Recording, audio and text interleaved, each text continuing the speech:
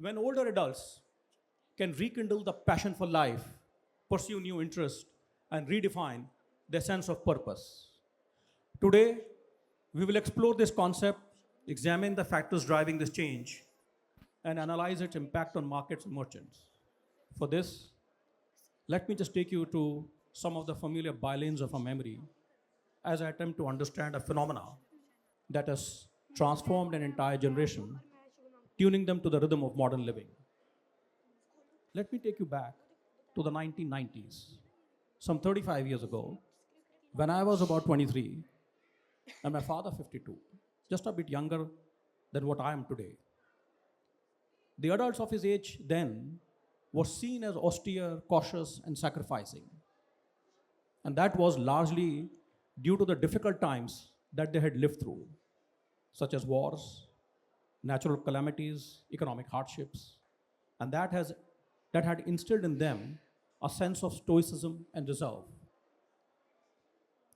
They had survived the dark period of deprivation and therefore worked very hard to preserve all the resources to the lees.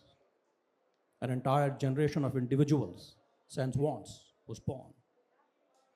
They were often prioritized the needs of their families and communities over their own, sacrificing their dreams and ambitions for the greater good. And women, in particular, were expected to bear an even heavier burden, quietly shelving their personal desires so that the aspirations in the family could take a center stage.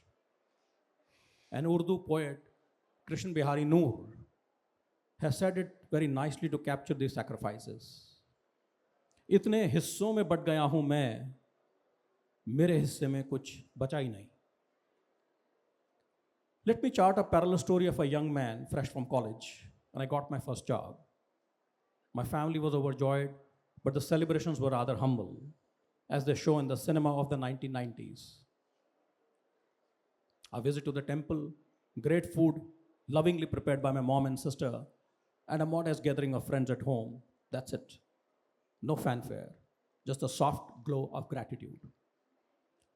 Despite the financial stability, my father, he remained steadfast in his frugal ways of living, saving most of his earnings.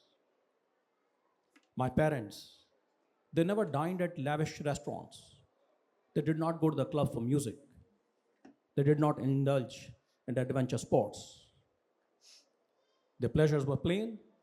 Their vacations were limited to a few pilgrimages, and their life revolved around savings to build a house, weddings in the family, to plan for the health that might falter and for the twilight of retirement.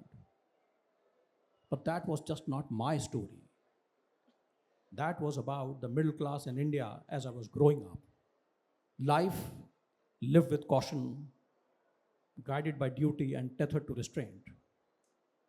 And that brings us to the heart of our conversation, old as gold, the adult renaissance. This is about the liberation of the Gen X, people broadly in the age of 40 to 60, who are now as empowered as a youth in terms of living the life to the fullest. Gone are the days when youth was seen, or the Gen X was seen, passive, reserved, and bound by traditional expectations. More and more Gen X are breaking free from the stereotypes and embracing a life full of possibilities and opportunities. They are developing new skills, pursuing new passions, writing a new narrative of midlife. And no longer are they at the periphery of the economy. They're driving global finances and shaping the very culture of consumption. And let me illustrate this through some of my personal anecdotes. In 2022, about 3 years ago, I was invited to speak at the World Association of Newspapers in Spain. I had heard stories of Ibiza, the place of music and magic, and I asked my wife if she could join me on this trip. While we were there, we stumbled upon a concert of David Guetta, the famous French DJ, that was happening near our hotel. At first, my wife was hesitant to join the concert as she felt this was meant more for the youth like her kids. But once inside, we were surprised to see many people like us and dressed to match the energy and vibe of Get Us music. The songs from that concert, Don't You Worry, I Am Titanium, they still fill me with the nostalgia and the excitement and desire to revisit that place. On another occasion, we were having coffee on the famous Champs-Élysées in Paris. Our daughter was studying design at Marangoni. And across the cafe, we saw a huge line outside the iconic store of Louis Vuitton. And once again, to our surprise, most of the people in the line were of our age and not the young, as one might expect to see shopping for the latest in fashion. As a small boy, I had seen the adults line up for wheat, sugar, and kerosene at the public distribution ration shops. And here I was, decades later, watching the Gen X patiently queue up for the designer handbags. My wife asked the waitress, "Is there a sale?" She smiled. "It's the new arrival, madame." The contrast was striking and unforgettable. You would have been to destination weddings all over the world. And last year, I attended a destination birthday of a friend who had turned 60. And he had booked the entire resort and turned it into a place of pure joy, music, laughter, and togetherness all around. Well, these glimpses from my personal life are a tribute to a generation that has truly moved on. They've realized the fleeting reality of life after having lost some of their loved ones in COVID. The Gen X is now straddling the full spectrum of living, carefully balancing family and friends, fasting and feasting, pilgrimages and parties, with an equal ease and enthusiasm. We are indulging in ways that were unthinkable once, taking vacations to exotic locations, dancing in Ibiza, and dining and donning in Paris. This renaissance is not just embedded in my stories, it is written in statistics. As per the World Economic Forum report of 2021, the Gen X had spent the largest amount of money across any age group at an average of $84,000 per person per year, which is twice the amount spent by Gen Z at $42,000 for the same year. Back in September of 2014, an article of American Express stated that Gen X outpaces every other generation in terms of the spending power and controlling almost 31% of the total income in dollars. And now that phenomena has finally reached to us after its passage through the Western shores. And in India, a report of BCG of 2021 says that almost 65% of the 30 to 40 million new online shoppers are above the age of 35. Why are adults spending so much of money on themselves? And what are the drivers behind the shift in this behavior? Let us just briefly examine that part. You would recall that in 1990, the global GDP was about $23 trillion, and that skyrocketed to $111 trillion in 2024. The GDP per capita jumped from $4,300 to almost $14,000 in the same period. But beyond the rise in GDP of nations, there has been a landmark shift in social norms and family structures. And that has altered the mindset of a modern adult and thus his expenditure pattern. Modern families today are marked, I would say, by a sense of loving detachment. You love every member of the family and care deeply for their well-being. Yet, there is a healthy distance which has dissolved possessiveness and softened the need for control, and thus liberating everyone to grow in their own right.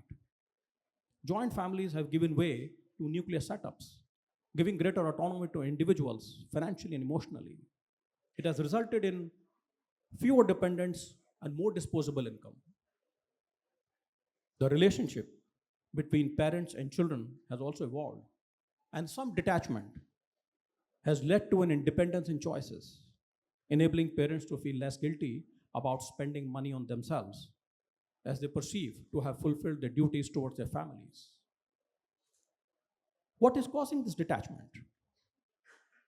I would say it is a rise in equality and empowerment amongst all members of the family, and a belief that now we have the capabilities to solve our problems ourselves. And what is leading to this empowerment? I would say it is the democratization of information, and information is power. And this, we all know, is the result of the internet revolution, which has not only accelerated the economic opportunities to all, but has flattened the family hierarchies. All in all, our families have created room for our hobbies. They love but not restrict. They embrace but not suffocate. We are replacing the previous norms of possessiveness and control with mutual space and independence to seek greater harmony and peace. And that is tough, but that's the effort by everyone at home. The rise in social media has also played a crucial role in this transformation. We are constantly flooded by images of people who are living their best lives on Instagram and other social platforms. And it is impossible. It is impossible for us to not get sucked into those pool of pictures. Their posts, they claim our attention, drive our desires to seek those gratification for ourselves. With the advances in healthcare and technology, people are living longer and enjoying better health and vitality in the later years, which has also given a new lease on life to the Gen X. We've seen that adults indeed are spending a lot of money on themselves. But what does it mean for marketers and merchants, which is the last part of my talk? Youth was always liberated, empowered, and a trendsetter in society. However, Gen X is now equally leading the way in food, fashion, fitness, music, and other cultural spheres. And in addition, Gen X are at the peak of their careers and wield an enormous spending power. I'm not sure whether old is gold, but old has a lot of gold. They always had it. May not be so much. But 30 years ago, old was not willing to part with that gold. But with a change in mindset, social freedom, rising independence in families, better health and income, old is now willing to give away that gold for their comfort and choices. And that is a gold mine for marketers and merchants who are already building familiarity, trust, and loyalty in their channels to impress the Gen X. Marketers were previously focused only on youth as a primary consumer segment, but youth is now becoming financially conservative and is seeking independence, which leaves a large part of the family corpus for the parents, positioning them as the emerging dominant consumer group. What are the areas of Gen X expenditure? Travel, healthcare, insurance, real estate, cars, entertainment, food, clothing, household goods, almost everything. It is hard to think of a category where Gen Z outspends Gen X, and perhaps even including dating. I want the new iPhone as much as my son wants it. To cater to this powerful group, the advertisers are reimagining their playbook and engaging celebrities in the age of 40s and 50s and beyond to create a direct appeal for Gen X. Look at George Clooney at 64 for Omega, Shah Rukh Khan at 59 for Tag Heuer, Beyonce at 43 for Tiffany, and Roger Federer for Uniqlo. We all know that advertising follows consumption, and there is a large part of consumption that is being driven by Gen X. And one morning, lounging in the tavern of my old habits and enjoying my morning cup of tea, the pages of a newspaper, they just opened like a stage curtain, and a beautiful ads of some luxury brands opened up. And I smiled to myself as the message was unmistakable that these campaigns were crafted for Gen X. People who have the power of purchasing and still have some fondness for newspapers. It is said that if you have money, modern marketers will find a way to take it away from you, and never so elegantly the way they do it today. Ladies and gentlemen, Gen X is rewriting the narrative of a rising silver economy. बाल सफेद हुए हैं, लेकिन हमारा खून नहीं. This was well said by an Urdu poet, Josh Malihabadi, to capture the untamed spirit of Gen X. And I have just quoted from his work. We are not just content with existing, we want to thrive, and the numbers show it. Something like an slogan, YOLO, you only live once, repeating in my head liberates me from within. Old is just not gold, it is glittering, glowing, and gloriously alive. Life is short, it has to be lived well. And this is what Gen X is telling the world through their wallets. Thank you so much, and I hope you have a great day. Thank you.